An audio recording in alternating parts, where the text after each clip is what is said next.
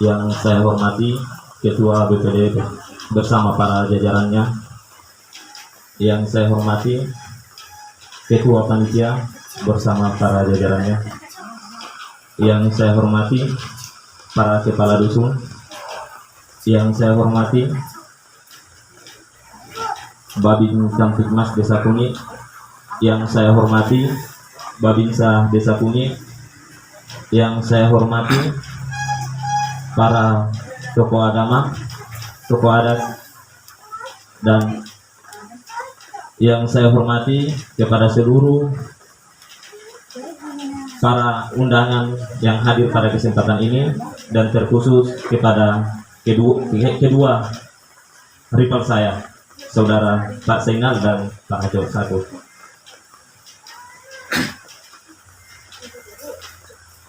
Puji syukur kita panjatkan kepada Allah Subhanahu wa Ta'ala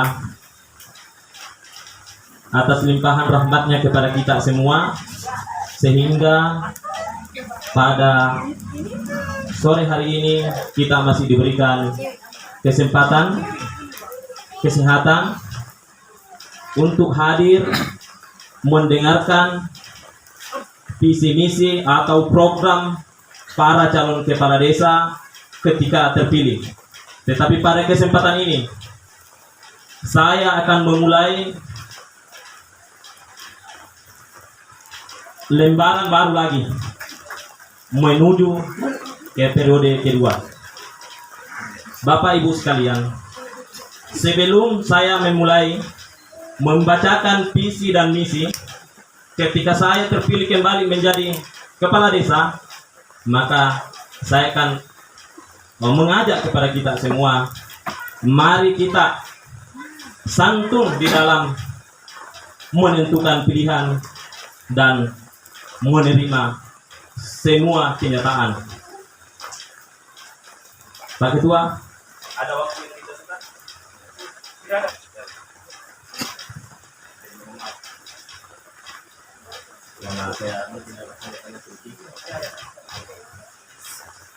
Jadi sebelum kita masuki, mari kita bersama-sama mengirimkan selawat dan taslim atas junjungan Nabiullah Muhammad Sallallahu Alaihi Wasallam. Semoga kita semua akan mendapat syafaat di hari kemudian, dan pertemuan kita hari ini akan bernilai ibadah buat kita semua dan akan membawa manfaat yang lebih besar buat desa kita nantinya.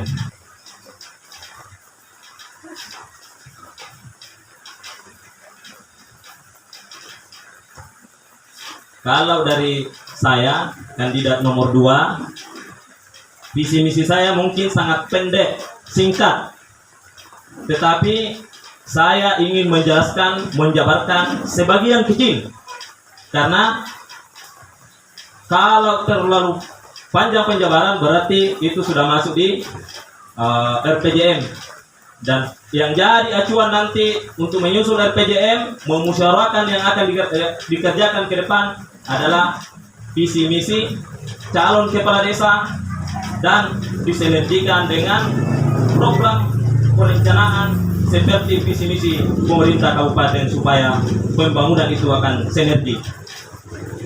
Olehnya itu saya mengambil visi desa maju, masyarakat akan sejahtera. Bagaimana desa itu bisa maju? Kalau masyarakatnya tidak sejahtera, dan masyarakat tidak akan sejahtera ketika desanya tidak akan maju. Sehingga saya mengambil visi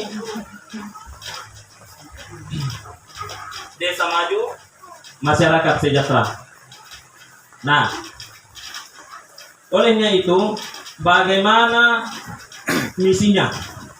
Misinya pertama, peningkatan dan pengembangan jalan kabupaten, desa, dusun, jalan tani, dan jalan produksi. Jalan yang ada sekarang bagaimana ditingkatkan? Desa tidak akan maju ketika jalan itu tidak ditingkatkan. Baik jalan desa, jalan kabupaten, jalan produksi, jalan tani, jalan dusun. Olehnya itu, semuanya itu perlu ditingkatkan ke depan, supaya itu adalah bagian untuk memajukan desa. Dan pengembangan yaitu bagaimana membuka jalan baru, dengan sendirinya insya Allah pemukiman akan bertambah. Karena pada tahun 2016 luas pemukiman yang ada di Desa Kunyi hanya 8 hektar. Tetapi tahun 2018 dia bertambah menjadi 10 hektar. Dan sekarang dia sudah posisi 12 hektar untuk jadi pemukiman. Olehnya itu, ketika jalan dikembangkan, insya Allah akan pemukiman akan bertambah dan kemacetan tidak akan terjadi di mana-mana. Penyempitan jalan juga tidak akan terjadi. Kedua, di tahun yang lalu saya tidak bisa tuntaskan untuk pemberian air bersih. Olehnya itu, pada periode ini kedua ketika saya terpilih, maka saya yakinkan bahwa semua masyarakat Desa Kunyi akan minum air pipa.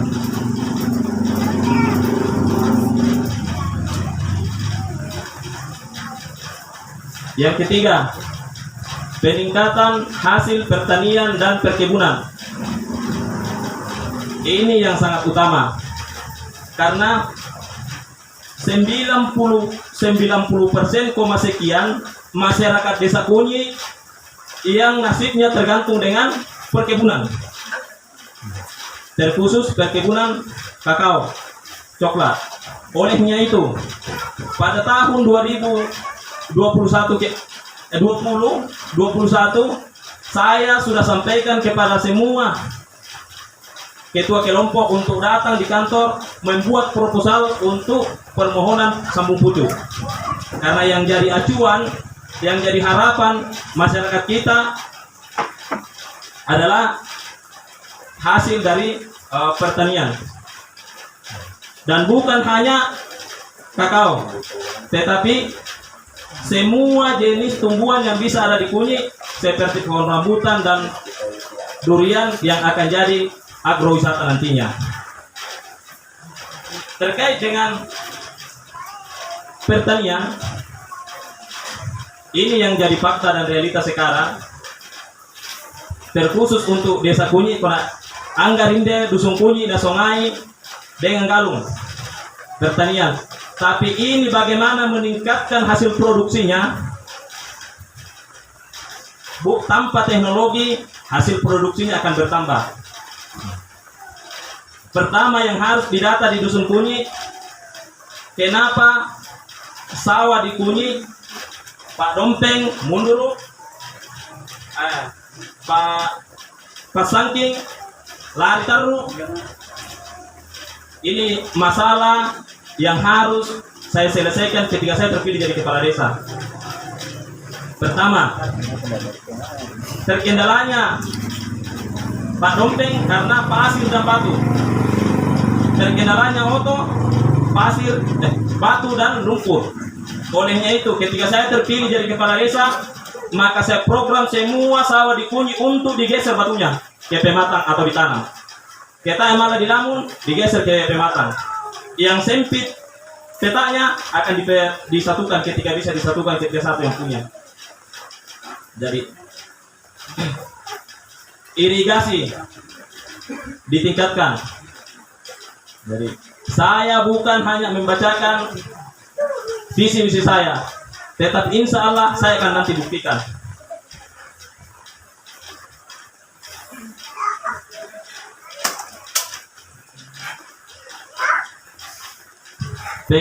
Yang keempat, pengembangan dan peningkatan peternakan dan perikanan.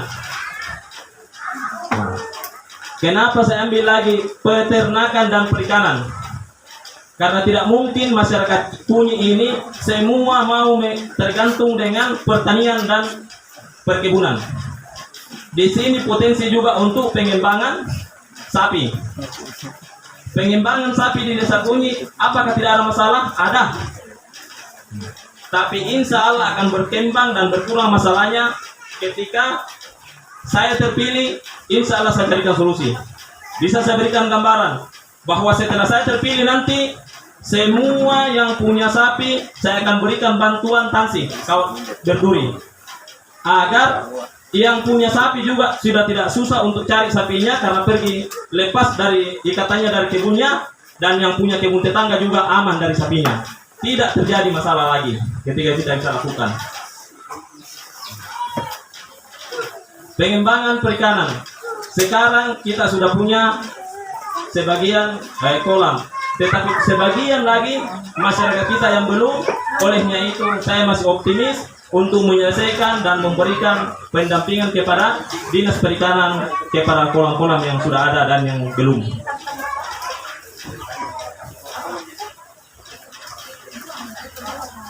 Yang kelima, desa peduli lingkungan, kesehatan, pendidikan, ramah perempuan, tanpa kelaparan dan berbudaya sesuai dengan adat istiadat. Ini mungkin tidak perlu saya jabarkan karena mungkin terlalu banyak waktu ketika saya sampaikan.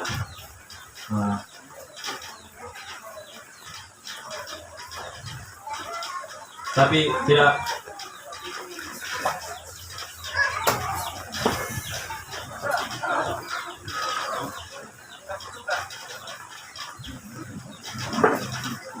ini agak meluas ketika saya akan jelaskan semua. Desa peduli lingkungan, bagaimana kita menciptakan lingkungan yang aman, damai, tentram, nyaman, terkait juga dengan sampah, karena ke depan kita ini yang akan menjadi tantangan juga di desa kita adalah sampah. Suatu waktu nanti tetangga sudah terganggu dengan sampah kita ketika sampah kita banyak. Olehnya itu ke depan kita akan prioritas dengan itu. Kesehatan, bagaimana desa kita mau maju kalau masyarakatnya tidak sehat? Bagaimana masyarakat kita mau sejahtera kalau dia tidak sehat? Olehnya itu perlu kesehatan.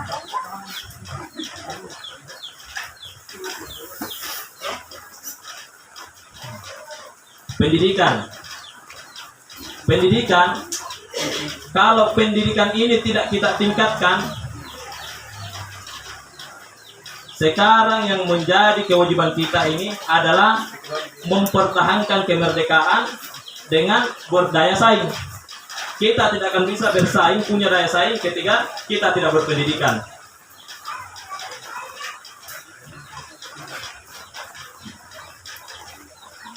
Ramah perempuan. Nah, perempuan juga itu mau hidup bebas sesuai dengan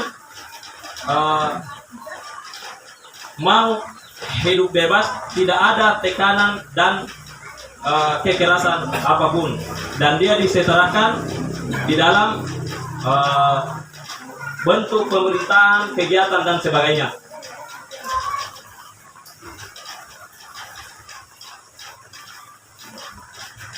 Saya ke misi yang ke-6.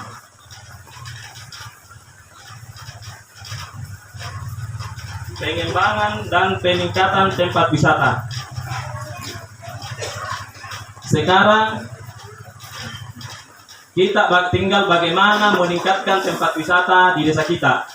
Karena dari tahun sebelumnya saya selalu sampaikan bahwa untuk sementara tempat wisata yang ada di desa kita, saya tidak memberikan dulu kewajiban kepada para pengunjung, tetapi untuk memudahkan mereka bagaimana mereka lebih banyak masuk di desa kita. Dan begitu banyaknya masyarakat luar yang masuk di desa kita sampai saat sekarang ini, tapi belum kita adakan retribusi. Tetapi ke depan dengan adanya peningkatan, dan yang sangat utama adalah akses. Terkhusus di desa Kunyi dulu yang jadi masalah adalah turunan datu. Sekarang tak ingin nakuah Umma Maria iti Baliang. Alhamdulillah sudah 6 tahun tak ada nopo di Baliang.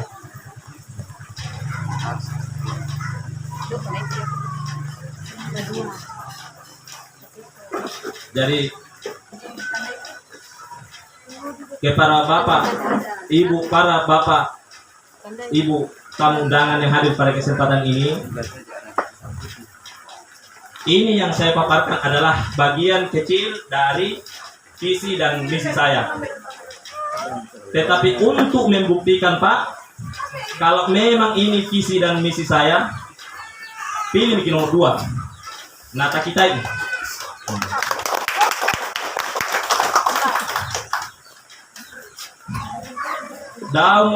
Jangan kita pernah meragukan.